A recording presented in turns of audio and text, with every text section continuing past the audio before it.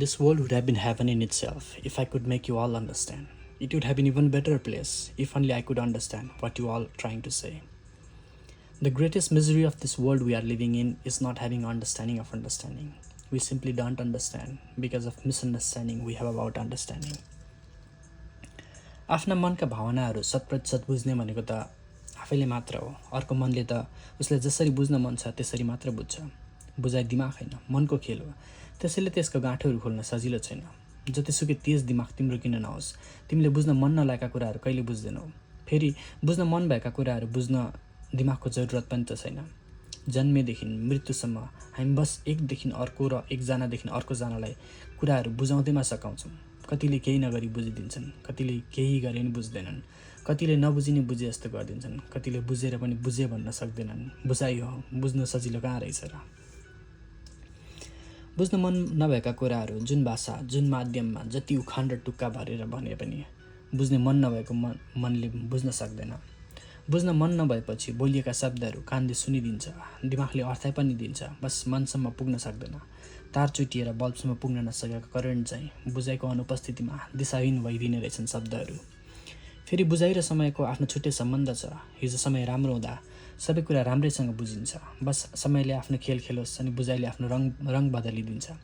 हिजोसम्म उसले गरेका हरेक कुराहरूको अर्थ बुझ्छौँ, गर्न नसकेका कुराहरू पनि किन गरेन भन्दा गर्नु नसक्नु पछिको कारण बुझिदिन्छौँ। आज त्यही प्रसङ्गमा हामी जे जति गर्न सकेका छौँ त्यहीको अर्थ बुझ्दैनन् र नगरेको कुराहरूको बनावटी अर्थ बुझिदिन्छन्। त्यही शब्द त्यही वाक्यहरू दुईटा फरक सन्दर्भमा फरक भइदिने रहेछन्। त्यही शब्द फरक मान्छेले भन्दा फरक तरिकाले बुझिने रहेछ। समय र परिवेश अनुसार बुझाइले आफ्नो रूप फेर्ने रहेछ।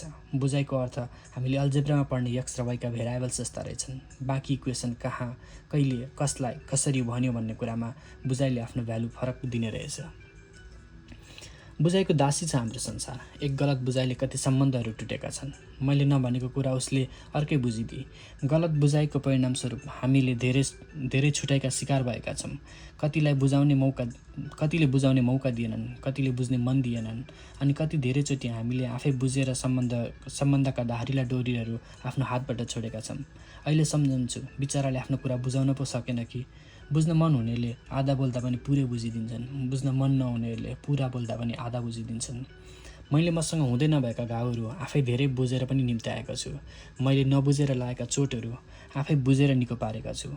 बुझाइ आफैमा धामी र आफैमा बोक्सी हो। बुझाइ आफैमा याङ र आफैमा यिङ हो। बुझाइ आफैमा सत्य र आफैमा झुट हो। धेरैपल्ट मैले पाएका अपमान, घृणा, इग्नोरेन्सलाई मायाले बुझेको छु, अनि धेरैपल्ट मैले गरेका मायाहरूलाई स्वार्थ बुझिएको छ। जिन्दगीको यात्रामा त्यस्ता मोडहरू आएका छन् जति बेला म कुरा बुझाउन नसकेर थाकेको छु। त्यस्ता धेरै घुम्तीहरू पनि पार गरेको छु जहाँ बुझ्न नसकेर हारेको छु। बुझ्न नसकेर हार्नु पनि त एउटा बुझाइ नै हो। बुझ्दैछौ नि साथी, यहाँ को सही र को गलतको आफ्नो आफ्नै बुझाइ छ। गलत गर्नेको आँखामा गलत नै सही छ, सही गर्ने यहाँ गलत गर्नेको आँखामा गलत छ। तर यहाँ के गलत र के सहीको आफ्नो आफ्नै बुझाइ छ। आफ्नो आफ्नो ठाउँमा आफू सबै सही छन्, तर समस्या त्यहाँ छ जहाँ आफू मात्र सहीको प्रसङ्ग आउँछ। हरेक व्यक्ति, परिवार, समाज, धर्म, देशमा म सही भन्ने बुझाइ छ। त्यही बुझाइलाई लड्न नदिन सबैसँग आफ्ना उत्तर छन्। अर्को पनि सही हो भनेर बुझ्ने मनको खडेरी छ। मानव विकासको सयौं शताब्दी अरूलाई बुझाउँदैमा घोटिएर सकिन लागिसक्यो। आफ्नो कुरा अरूलाई बुझाउनलाई प्रविधिको विकास भएको अनुपातमा बुझ्ने मनहरूको विकास हुन सक्दैन। कुनै बेला थियो मलाई लाग्थ्यो communication is a key to make people understand. Now I have realise it is not. Comprehension is a key. We can do all the talking with the best skills, but if the listener doesn't comprehend, it's never going to make any difference. बुझाइको लागि बुझ्ने मान्छे हैन, बुझाइको लागि बुझाउने मान्छे हैन, बुझ्ने मान्छेको तयारी जरुरी छ। फेरि त्यो बुझाइको के अर्थ जुन समयभन्दा अगाडि बुझिन्छ। नपाक्दै खाएको काँचो ज्यामिर जस्तो टर्रो हुन्छन् समय अगाडि बुझिएका कुराहरू। त्यसरी नै समयले डाँडा काटेपछि बुझिएका कुराहरू पनि छिपिएर खोलेमा हालेको इस्कुसका दाना चाहिँ भइदिन्छन्। हे परम पूज्य समय, तिम्रो बलवानपनले नछोएको कुन ठाउँ छ यो ब्रह्माण्डमा। कुनै दिन तिम्रो महिमा गाउने गीत लेख्न सकौँ। अहिलेलाई तिम्रो एक रूप बुझाइलाई बुझाउने प्रयासमा पसिना बगाइरहेछु। यो छँदैछ कि यो प्रयास बस एउटा फगत कोसिस मात्र हो।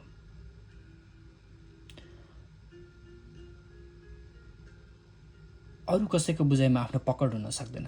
त्यस्ता पकड राख्न सक्ने मान्छे जेनतेन हुँदैनन्। जिन्दगी बस समयको खेल हो। आज बुझ्न नसके भोलि बुझौँला, भोलि नसके पर्सि सकौँला, पर्सि नि बुझ्न नसके अर्को कुनै दिन बुझौँला। भविष्यले के साँचेर राखेको छ, कसले के दिएको छ, क्वेसेरा what will be will be.